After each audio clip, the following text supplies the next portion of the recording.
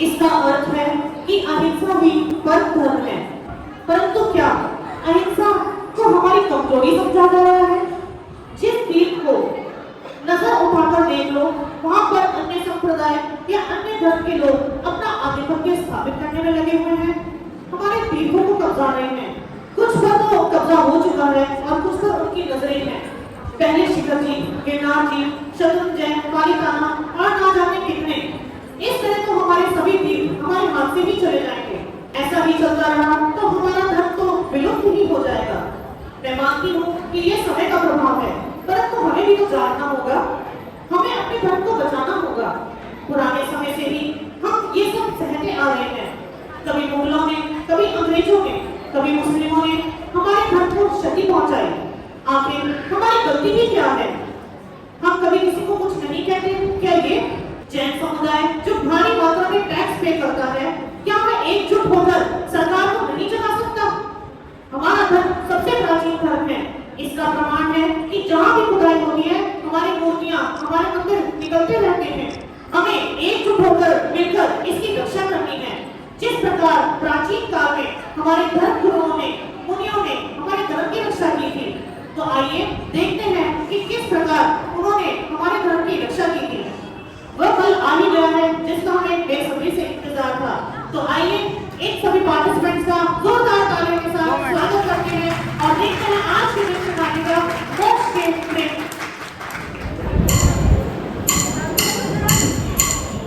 तो देखिए, समेत शिखर पर संग्राम लगातार बढ़ता जा रहा है। जैन समुदाय का आक्रोश कई दिन से हम देख रहे हैं और ये आक्रोश भी लगातार बढ़ता हुआ नजर आ रहा है। झारखंड सरकार के खिलाफ विरोध तेज हो गया है। जैन समाज नाराज है और विरोध के लिए सड़कों पर उतर गया है। जैन समुदाय का आक्रोश बेतहाशा देखा जा रहा है। जैन समाज का कहना है कि समेत शिखर जैसे कई तीर्थ स्थान विराट संकट में आ चुके हैं, जैसे गुजरात में गिरनार पर्वत, तिरुपति, गणेश जी का मंदिर और भी कई ऐसे तीर्थ स्थान हैं जो संकट में आ चुके हैं। हमें अपने तीर्थ स्थान को बचाना ही होगा। अपने तीर्थों और धर्मों की रक्षा तो हमें करनी ही होगी। इसी के चलते एक मुनिराज ने अपने प्राणों की आहुति दे दी है। पापा, ये सब क्या हो रहा है? कुछ नहीं बेटा, लोग हमारे तीर्थ क्षेत्र की रक्षा के लिए संघर्ष कर रहे हैं और आज तो एक मुनिराज ने उसकी रक्षा करते हुए अपने प्राणों की आहुति दे दी। पापा, क्या सच में लोग धर्म की रक्षा के लिए अपनी जान भी दे देते हैं? हाँ बेटा, हमारा जैन इतिहास उन महापुरुषों से भरा पड़ा है जिन्होंने धर्म की रक्षा के लिए अपने प्राणों का बलिदान दे दिया। चलो, आज मैं तुम्हें उन्हीं महापुरुषों में से एक महापुरुष की कथा सुनाता हूँ जिसने अपने प्राणों की कोई परवाह नहीं की तथा धर्म रक्षा के लिए उसे न्यौछावर कर दिया। अकलंक और निकलंक दो भाई थे। दोनों में बहुत प्रेम था। दोनों बहुत ही कुशाग्र बुद्धि के धनी थे। अकलंक इतने होशियार थे कि उन्हें एक ही बार पढ़ने या सुनने में सब कुछ याद हो जाता था, जबकि निकलंक 2 बार पढ़ने या सुनने से सब कुछ याद कर लेते थे। बचपन से ही दोनों ने जैन धर्म की शिक्षा ले ली थी। वे दोनों जैन धर्म को पूरी श्रद्धा के साथ पालते थे।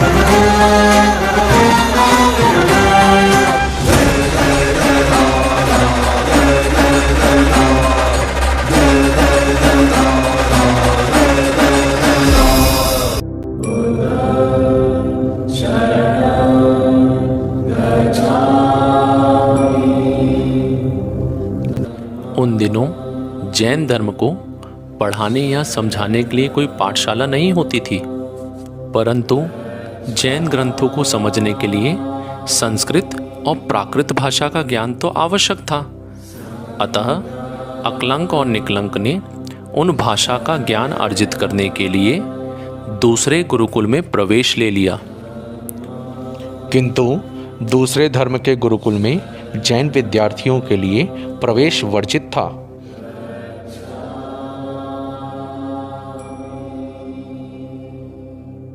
अतः उन्होंने अपनी पहचान छुपाकर वहां प्रवेश लिया और ज्ञानार्जन करने लगे।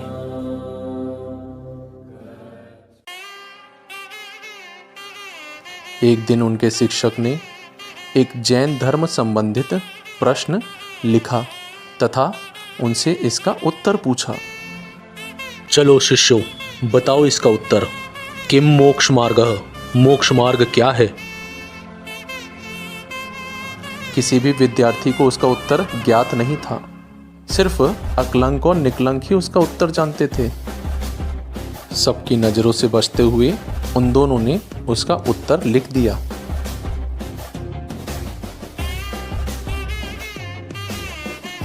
भ्राता, इसका उत्तर तो काफी सरल है। सम्यक दर्शन ज्ञान चारित्राणी मोक्ष मार्ग है।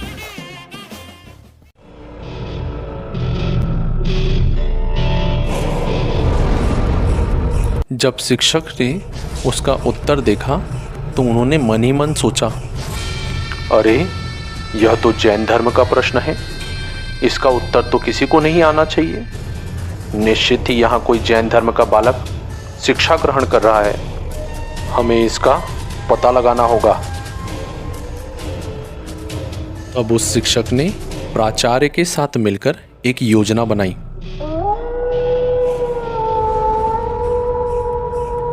रात्रि में उन्होंने तेज और डरावनी आवाज निकालना प्रारंभ किया।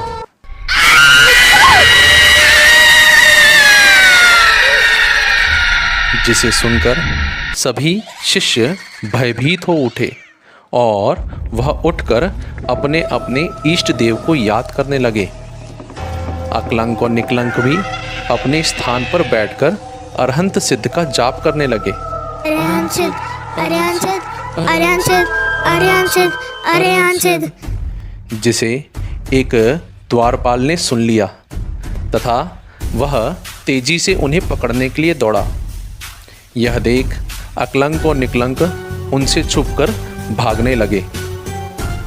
उन्हें पकड़ने के लिए प्राचार्य ने उनके पीछे सैनिकों को भेज दिया। दोनों भाई नमोकार मंत्र जाप करते हुए भाग रहे थे।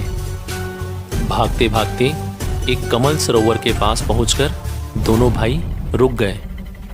तब निकलंक ने कहा, भैया, प्रतीत होता है हम दोनों का जीवन संकट में है। यदि हम दोनों पकड़े गए तो हम दोनों को ही मृत्युदंड मिल जाएगा। अतः धर्म की रक्षा हेतु हम दोनों में से किसी एक को अपने प्राण बचाने ही होंगे।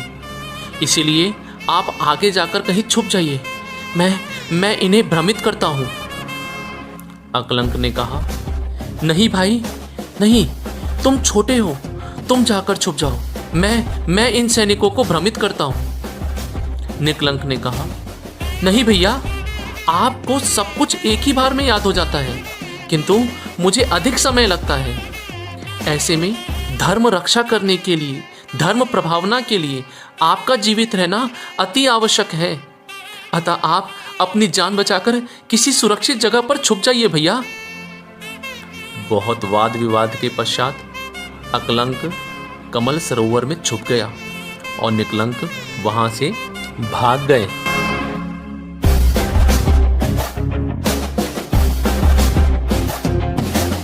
रास्ते में एक व्यक्ति ने निकलंक से पूछा, क्या हुआ भाई, तुम इस तरह क्यों भाग रहे हो?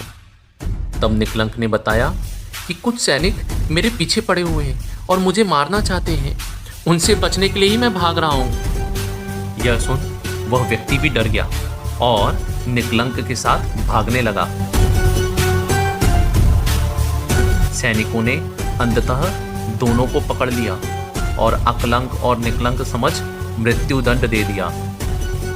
इस प्रकार निकलंक ने धर्म की रक्षा हेतु अपने प्राणों का बलिदान दे दिया एवं अकलंक ने दिगंबरी दीक्षा लेकर अनेक शास्त्र लिखे एवं धर्म की प्रभावना की।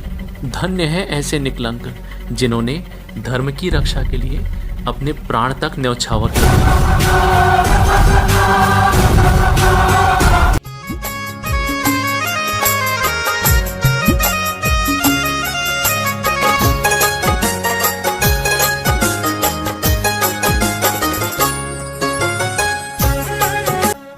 ऐसे निकलंक स्वामी अध्ययन करने की ठानी।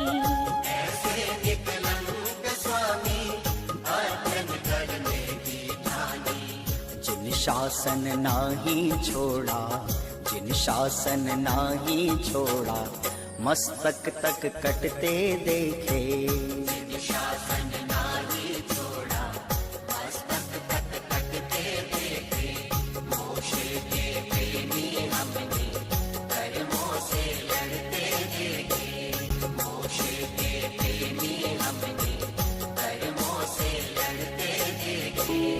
पापा, क्या और भी मुनिराजों पर उपसर्ग हुआ है? हाँ बेटा, बहुत से मुनिराजों पर उपसर्ग हुए हैं। इनमें से कुछ सर्वार्थ सिद्धि में देव होते हैं। इन्हें अनुत्तरोत्पादिक महामुनिराज कहते हैं। प्रत्येक तीर्थंकर के काल में ऐसे 10 महामुनिराज होते हैं जो उपसर्ग को सहन करके सर्वार्थ सिद्धि में देव होते हैं। आओ, आज मैं तुम्हें ऐसे ही एक मुनिराज की कथा सुनाता हूँ। उज्जैन नगर में एक सेठ और सेठानी रहते थे। वे बहुत ही धार्मिक और धन संपदा से संपन्न थे। एक दिन उस नगर में एक मुनिराज आए। नमोस्तु महाराज जी, नमोस्तु महाराज जी, नमोस्तु महाराज जी। मुनिराज के दर्शन कर दोनों अत्यंत ही प्रसन्न हुए। मुनिराज के समक्ष बैठ उन्होंने अपने होने वाले बच्चे के विषय में पूछा। हे गुरुदेव, कृपया कर मुझे मेरे और मेरे परिवार के भविष्य के बारे में बताइए। क्या हम सभी अपना आत्मकल्याण कर पाएंगे? तब मुनिराज ने अपने अवधि ज्ञान से जान उन्हें बताया। हे भव्य आत्मा, जिस दिन तुम अपने होने वाले पुत्र का मुख पहली बार देखोगे, उसी दिन तुम दीक्षा ले लोगे, तथा तुम्हारा पुत्र भी जिस दिन दिगंबर मुनि के प्रथम दर्शन करेगा तो वो भी दीक्षा ले लेगा। मुनि के वचनों को सुन सेठ तो प्रसन्न हुआ, किंतु सेठानी मन ही मन उदास हो गई। कुछ दिन यूं ही बीत गए और उन्हें एक सुंदर पुत्र रत्न की प्राप्ति हुई। पुत्र का मुख देखते ही सेठ को वैराग्य उत्पन्न हुआ और उन्होंने दीक्षा धारण करने की सोची। ऐसा करता देख सेठानी ने कहा, हे स्वामी, ये आप क्या कर रहे हैं? अभी तो हमारा पुत्र बहुत छोटा है और आप दीक्षा ले रहे हैं। हम आपके बिना कैसे जीवित रह पाएंगे? किंतु वैराग्य तो कुछ नहीं देखता। सेठ ने दीक्षा धारण कर ली और जंगलों की ओर विहार कर दिया। हे स्वामी, मत जाओ, मत जाओ। पति के वियोग से दुखी सेठानी मन ही मन सोचने लगी। मेरे स्वामी तो चले गए, किंतु मैं अपने पुत्र को अपने से अलग नहीं होने दूंगी। मैं उसे घर से बाहर जाने ही नहीं दूंगी। सारी सुख सुविधाएं उसे घर पर ही उपलब्ध कराऊंगी। ओह, कैसा है ये मोह, व्यक्ति को धर्म से ही विमुख कर देता है। समय की धार किसी के लिए नहीं रुकती। सेठानी का पुत्र भी धीरे धीरे बड़ा होने लगा। उसका नाम सुकुमाल था। जैसा उसका नाम वैसा ही उसका लालन पालन भी। सभी सुख सुविधाओं में वह धीरे धीरे बड़ा हो रहा था। उसे एक क्षण के लिए भी घर से बाहर जाने नहीं दिया जाता था। घर के बाहर पहरेदार थे जो यह देखते थे कि कोई मुनिराज आसपास भी ना आ सके। सुकुमाल, उनकी काया इतनी कोमल थी कि दीपक की एक छोटी सी रोशनी भी उनकी आंखों में चुभती थी। राई का एक छोटा सा दाना भी बैठने पर उन्हें पीड़ा पहुंचाता था। वे केवल कमल पत्र में पके हुए चावल ही खा पाते थे। धन्य है ऐसे सुकुमाल। कुछ समय पश्चात उसी नगर में मुनि गणधराचार्य जी ने चातुर्मास किया। चातुर्मास के अंतिम दिवस मुनिराज ने अपने अवधि ज्ञान से जान लिया कि सुकुमाल की आयु तो मात्र 3 दिन ही शेष रह गई है। अतः रात्रि में वे उसके भवन के पास ही उपवन में जोर जोर से पाठ करने लगे। नमो अरहंतानम, नमो शुद्धानम, नमो आयुर्यानम, नमो वज्रायानम, नमो लोये सौवसाउनम। मुनिराज की आवाज सुन सुकुमाल ने जिज्ञासावश खिड़की के बाहर देखा और मुनिराज के दर्शन करते ही सुकुमाल को जाति स्मरण हो उठा और उसे अपने पूर्व के सभी भव याद आ गए तथा पूर्व भवों के दुख को देख उसे वैराग्य उत्पन्न हुआ।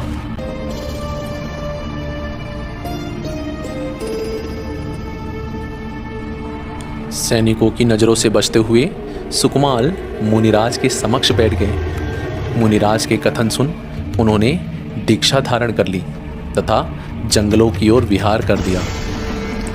ओहो, देखो कैसे वे मुनिराज बन नंगे पैर इस पथरीले रास्ते में चल रहे हैं। कहाँ मखमलों में सोने वाले आज पैरों से खून की धार बह रही है। ओहो, धन्य है ऐसे मुनिराज, धन्य है इनकी साधना। सुकुमाल घने जंगलों में अपनी साधना में लीन थे। तभी एक सियारनी उनके रक्त की गंध सूंघती हुई वहां आ पहुंची। मुनिराज को देख उसे भी अपना पूर्वभव याद आ गया तथा वह सोचने लगी, अरे पिछले भाव में ये तो मेरा देवर था और इसने मुझे लात मारी थी। मैं इसका बदला लेकर रहूंगी। बदला लेने के लिए शियारनी ने महाराज का भक्षण प्रारंभ किया। इतने बड़े उपसर्ग में भी महाराज अपने ध्यान से विचलित नहीं हुए। वे अपनी आत्मा में ही लीन रहे। शियारनी अपने नुकीले दांतों से महाराज को नोचती रही। 3 दिनों तक महाराज को नाखूनों से नोचती रही, खाती रही। 3 दिनों के पश्चात महाराज ने अपना देह त्याग दिया और वे सर्वार्थ सिद्धि में जाकर देव हुए। धन्य है ऐसे सुकुमाल।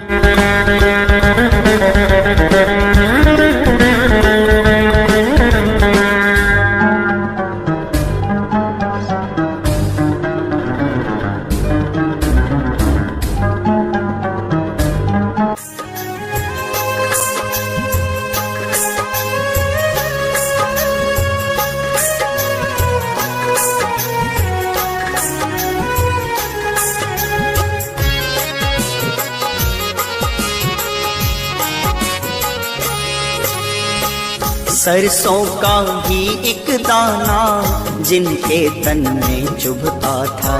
सरसों का भी एक दाना जिनके तन में चुभता था।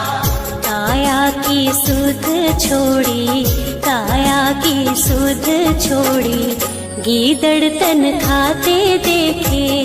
काया की सुध छोड़ी, गीदड़ तन खाते देखे।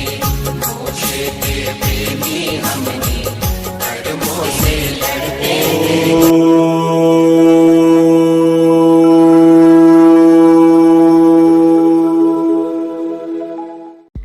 पापा, क्या सभी मुनिराज जिन पर उपसर्ग हुआ है वो स्वर्ग जाते हैं? नहीं बेटा, कुछ ऐसे भी मुनिराज होते हैं जिन्हें उपसर्ग सहते हुए अंतर मुहूर्त में ही केवल ज्ञान हो जाता है और वह केवलत्व को प्राप्त कर लेते हैं, अर्थात उन्हें मोक्ष हो जाता है। इन्हें ही हम अंतःकृत केवली या उपसर्ग केवली कहते हैं। क्या तुम्हें पता है, प्रत्येक तीर्थंकर काल में ऐसे 10-10 उपसर्ग केवली होते हैं। आओ आज मैं तुम्हें ऐसे ही मुनिराजों की कथा सुनाता हूँ जिन्होंने उपसर्ग को सहते हुए मोक्ष प्राप्त कर लिया।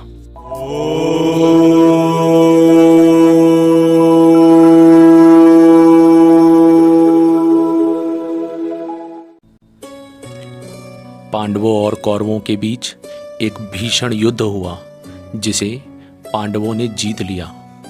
इस युद्ध को महाभारत कहा गया। महाभारत के कुछ दिनों बाद द्विपायन मुनिराज के क्रोध से द्वारिका नगरी जल गई।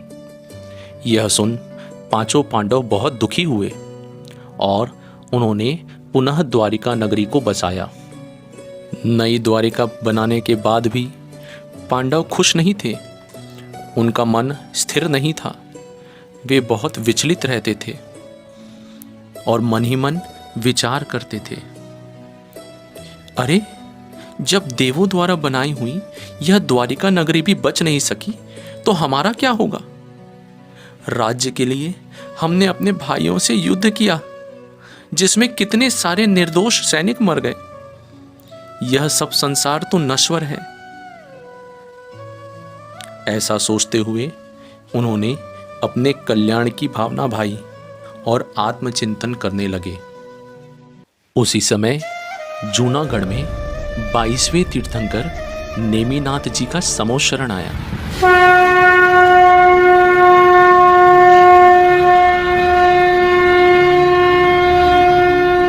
सभी पांडव द्रौपदी, कुंती, सुभद्रा समोशरण में गए। उन्होंने बहुत भक्ति भाव से दर्शन किए और वहां भगवान की दिव्य ध्वनि से अपने कल्याण का उपदेश सुना।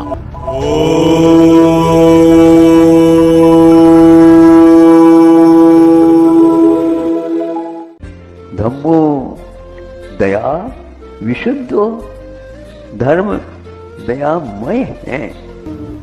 सम्यक दर्शन जैन दर्शन का मूल है। सम्यक ज्ञान का मूल सम्यक दर्शन, सम्यक चारित्र का मूल सम्यक दर्शन। इस सम्यक दर्शन को प्राप्त किए बिना हमारा कल्याण कभी नहीं हो सकता। सम्यक दर्शन नहीं है और हम चारित्र की ओर बढ़ गए। सम्यक दर्शन नहीं है, ज्ञानार्जन की ओर बढ़ गए।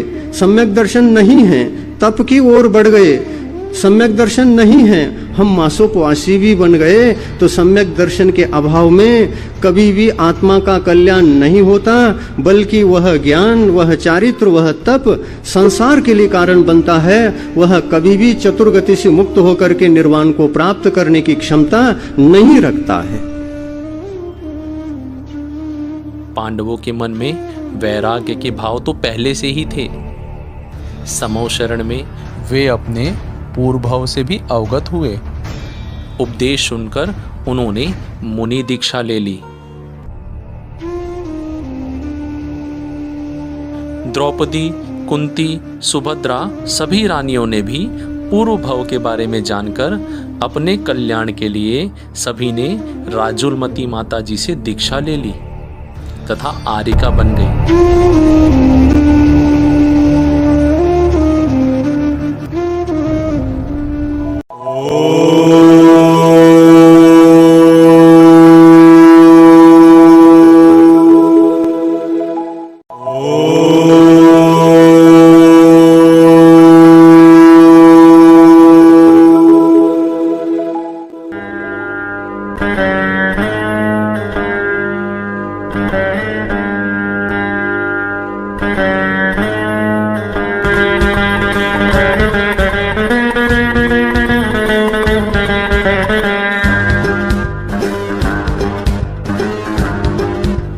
एक दिन पांचों मुनिराज ध्यान में मग्न थे। तभी दुर्योधन का भांजा वहां से जा रहा था।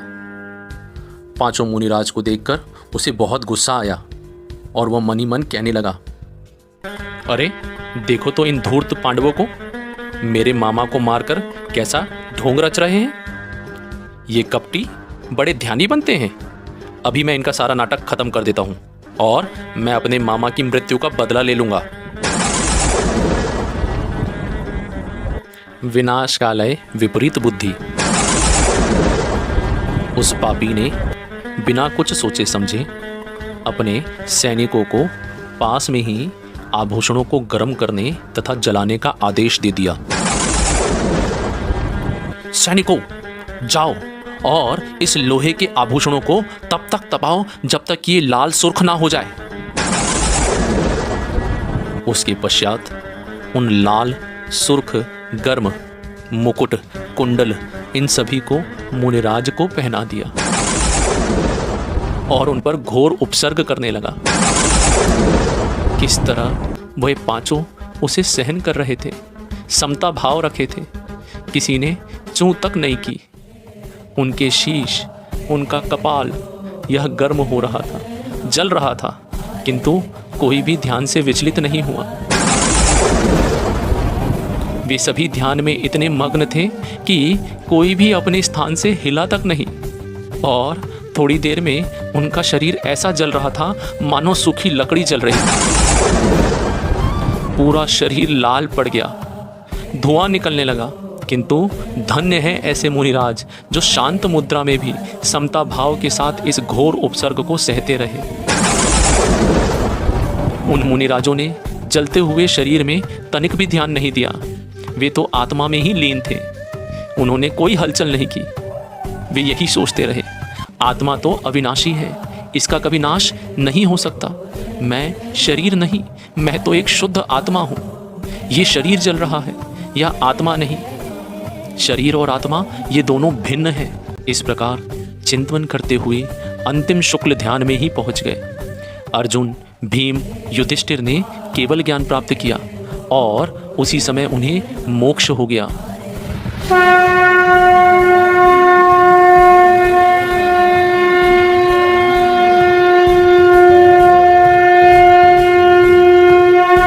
नकुल और सहदेव ने स्वयं की चिंता नहीं की, किंतु उनके मन में अपने भाइयों के प्रति राग आ गया और वे सोचने लगे कि मेरे भाई किस प्रकार यह अग्नि को सहन कर रहे होंगे। इस प्रकार शांत भाव के साथ उन्होंने भी अपना देह त्याग कर दिया और समता भाव होने के कारण वे सर्वार्थ सिद्धि में देव बने। जहाँ यह घटना घटी आज भी उसे शत्रुंजय पर्वत के नाम से जाना जाता है। धन्य है ऐसे पांडव और उनकी साधना।